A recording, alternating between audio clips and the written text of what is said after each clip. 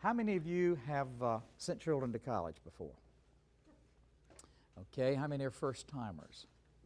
Well, the one thing I will tell you up front is that whatever you knew last year is probably not the case this year.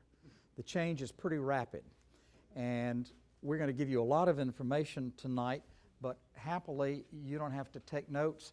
We're going to email it all to you. I am going to skim through very rapidly a number of pieces of information just to show you what you should get at home and what you should pay attention to so we can devote most of our time to our speaker.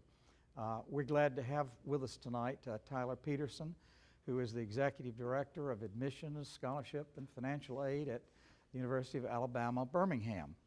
Tyler has also worked at Birmingham Southern College and also at Auburn University, Montgomery. So he's had a wide range of experience at different kinds of schools. So we will let him talk a bit later, but I'm going to run through a few things really quickly. Your kids had a great day today at boot camp.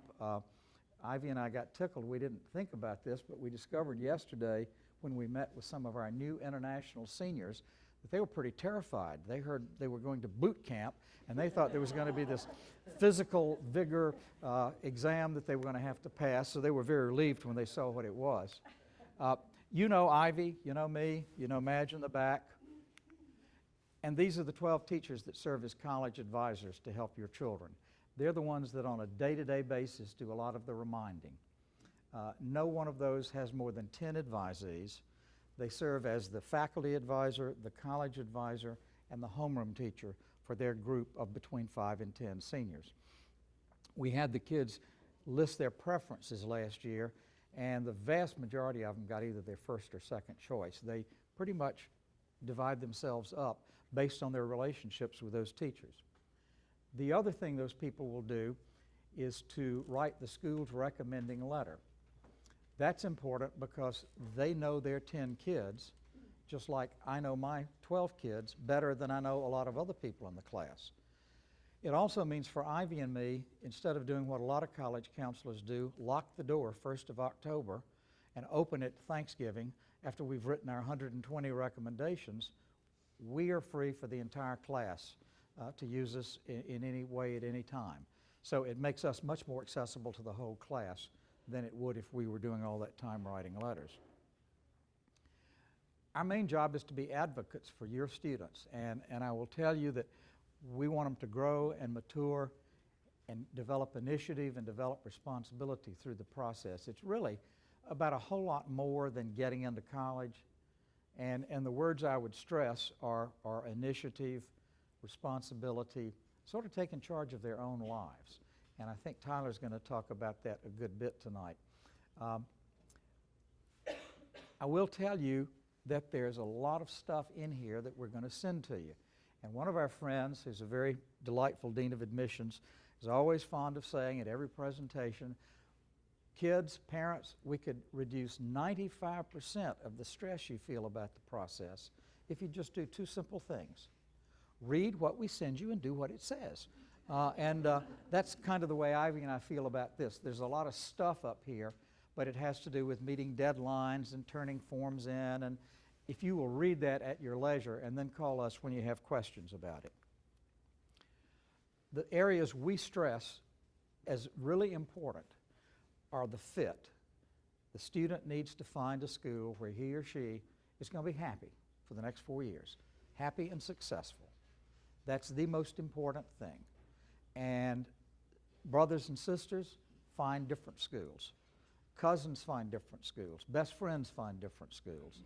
Find the school that's a good fit. We will emphasize with them a balanced list of colleges. It's great to apply to some schools that you know your odds of getting in are about like my chances of winning the lottery. But don't be afraid to apply if you've got a chance. But on the other hand, don't apply only to a bunch of schools that are going to be really unpredictable for you. Make sure your children are applying to a couple. I hate to call them backups or safeties. I call them likely admits. You look at the numbers and you know, I'm probably going to get in here, and it's a place I'd like and be happy. I'm going to give you a few stats, and I'm using Georgia just as a sample. When I said a minute ago that things are not necessarily the same from one year to the next, That was the last year before the Hope Grant kicked in. And an 88 average and a 1078 SAT with no AP scores was just fine for Georgia. In 2014, it took about a 94, a 1288, and an average of 7 AP courses. That's a huge change. I almost opened my car. Well, this is Georgia and Georgia Tech in 1 year between 13 and 14. And you can see the difference there. Look at Tech. In 1 year, from 17,000 applications to 28,000. Totally unpredictable. Through the admissions office into Fitz, they were not expecting that. They shifted to the common application, and they knew that it would increase their numbers, but they really did not know it would increase them that much, and it really worked the staff to death because they still had to finish them by the same date in the spring, and they had no additional staff members. The percentage of admits changed in 1 year from 39% to 32%.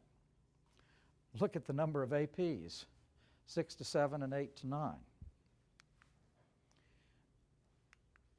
Now this is something that I show you that I think will be maybe most useful. I took all of last year's seniors that applied to the University of Georgia and were what we call on the bubble, in the middle. They weren't 95 and above and a 1400 SAT, and they weren't 85 and below with a 900. They were all those kids that could go either way depending on the year. And I put them in order of GPA from 94 down to 87. Well, you'd think logically that the decisions would be admit, admit, admit, admit, deny, deny, deny, deny. And you can see how they bounce around. And you can see why. The student up top with the highest GPA had a low test score. It's this one. Okay. And only 4 AP courses. The next one had a lot of AP courses, but still, for Georgia, low test scores. The next one had high test scores, high grades, and a great number of APs. And you move on down, and you get this student who was admitted with an 89 and a medium test score and 6 APs. A lot of that sometimes has to do with male-female. It may have to do with your racial status. It may have to do with your athletic ability. But it's not as simple as these with a grade of this and above get in and these below don't. All of those other factors come into it. And I just thought you'd see how interesting it is for kids to try to figure out why, if I've got an 89.6 and I got in and you've got an 89.68 and didn't, why?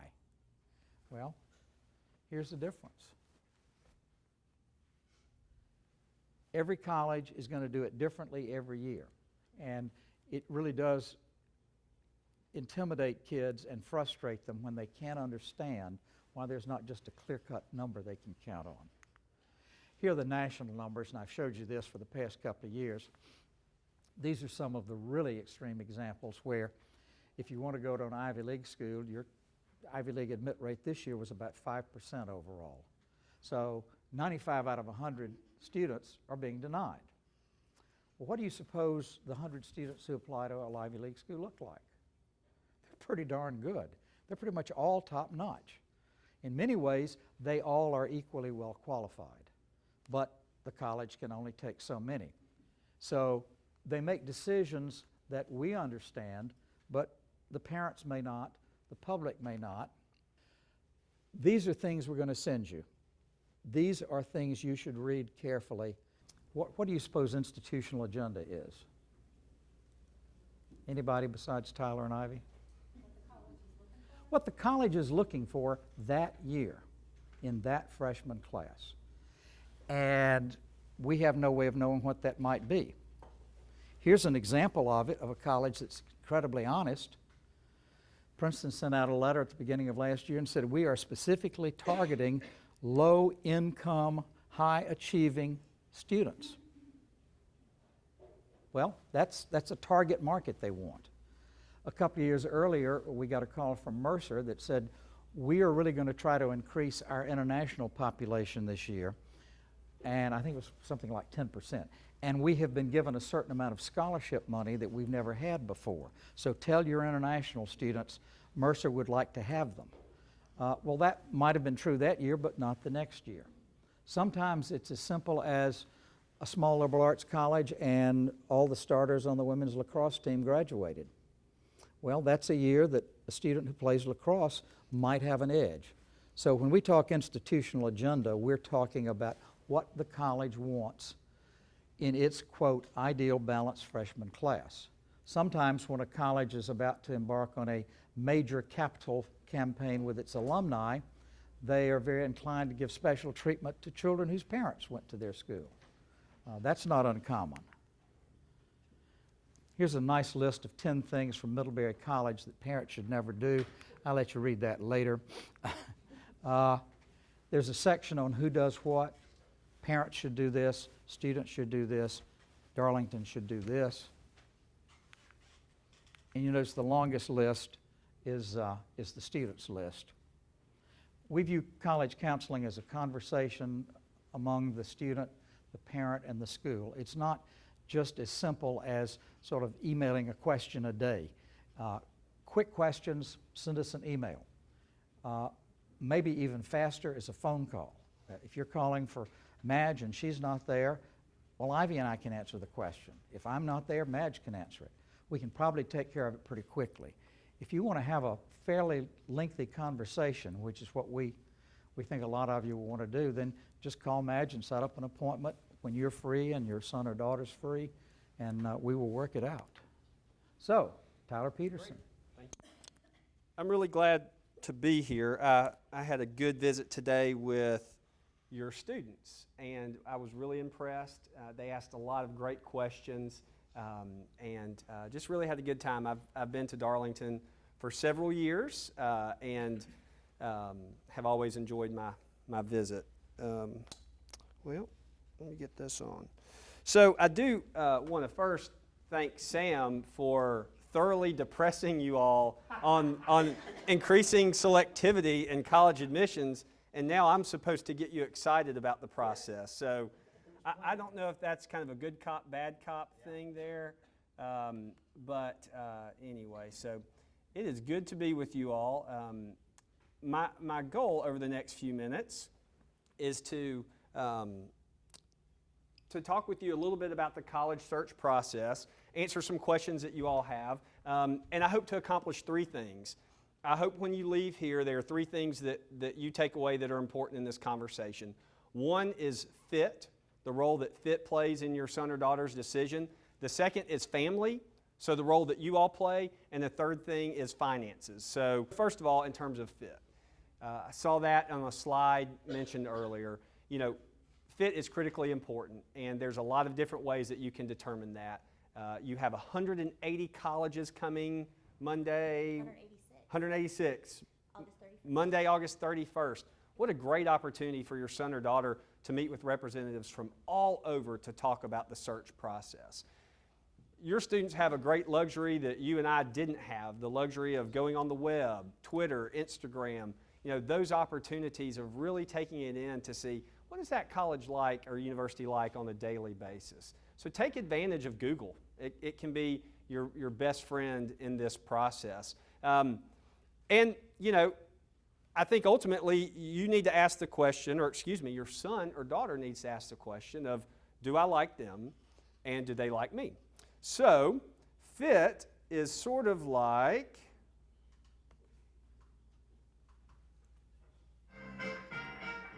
anybody remember this? The dating game, right?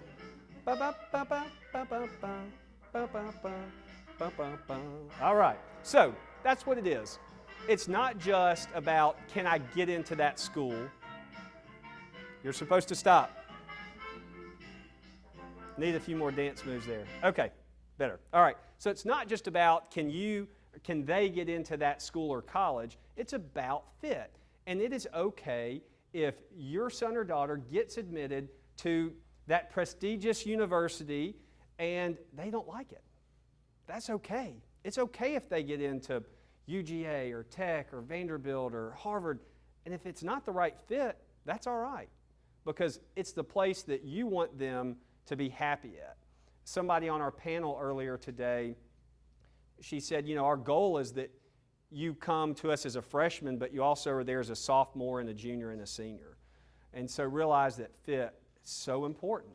And that it is like dating. You may really like UAB, but you're not part of our institutional profile that we're going for, and that's okay. You've done everything that you can to apply to that institution, but sometimes the institution has its own charge. Maybe the focus is students from another state. Maybe it's males who major in Latin.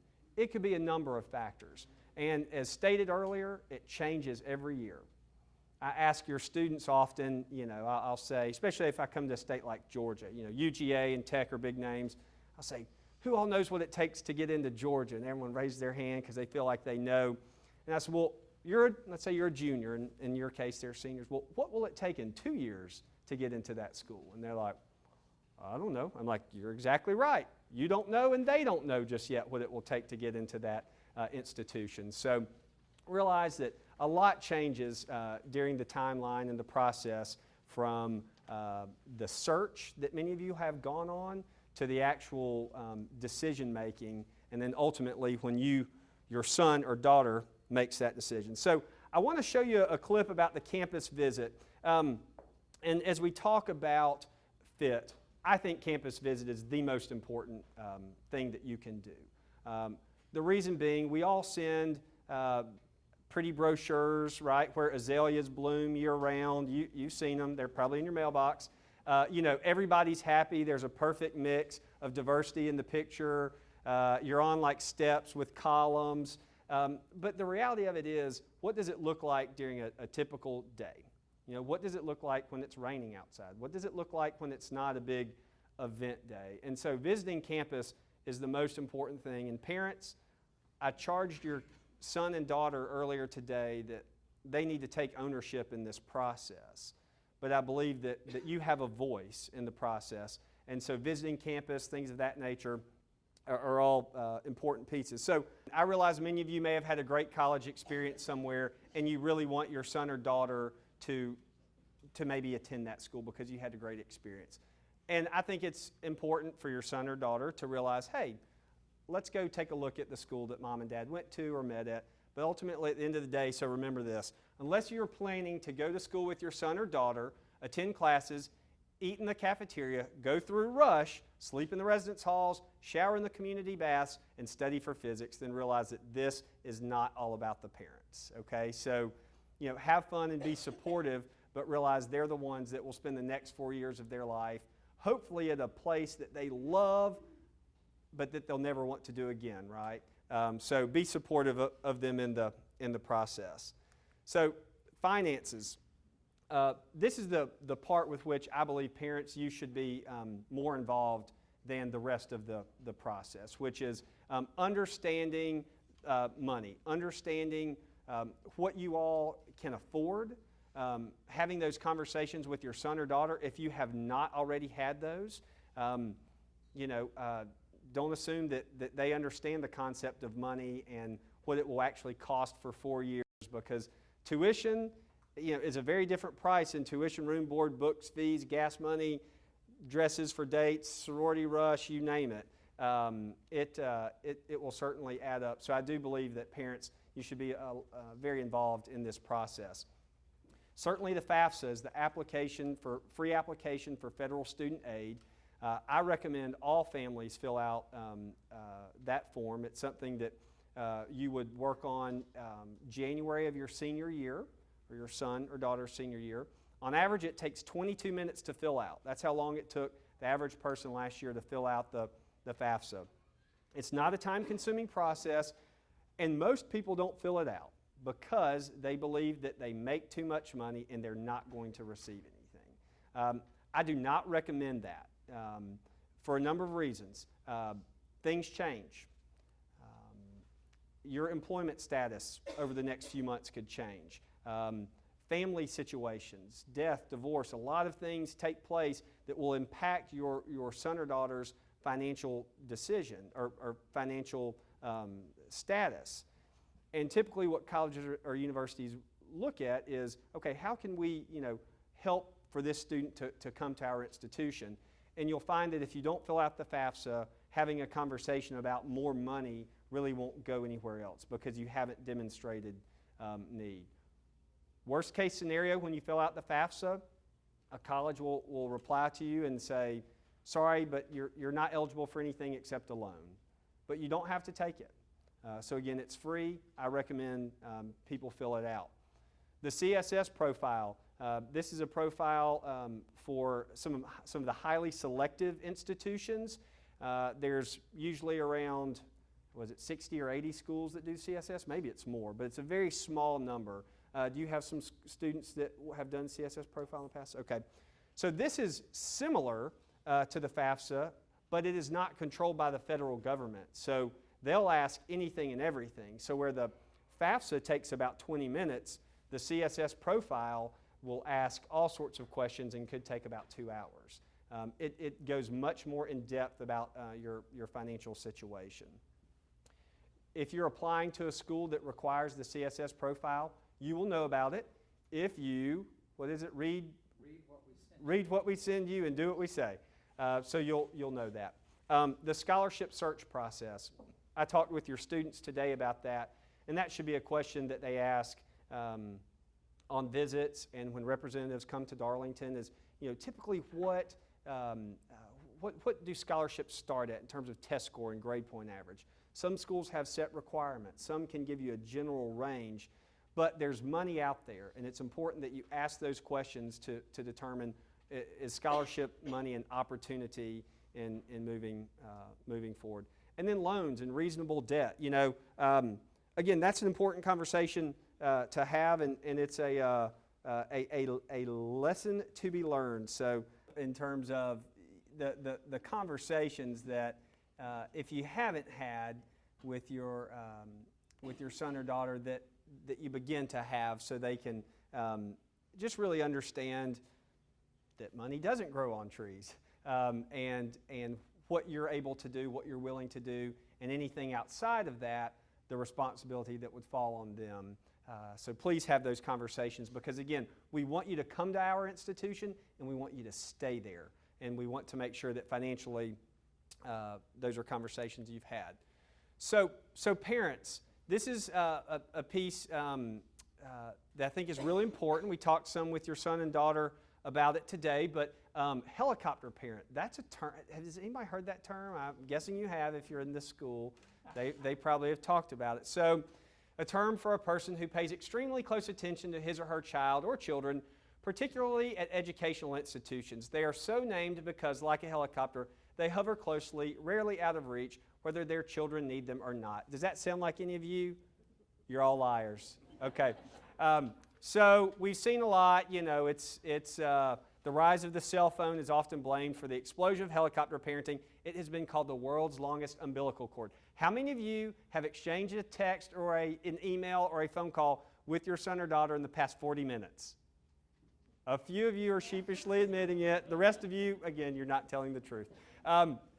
So we know that this is your generation, the generation of your students are much closer with you all than, for the most part, you were with your parents. I don't know if that's true for everybody, but most students say that, and their parents say that. So American history, we go through generations, and we're somewhere in between the millennial generation and the next generation. There's a lot of debates on where it stops and where the next generation begins. But you're familiar with generations. You have baby boomers, Generation X.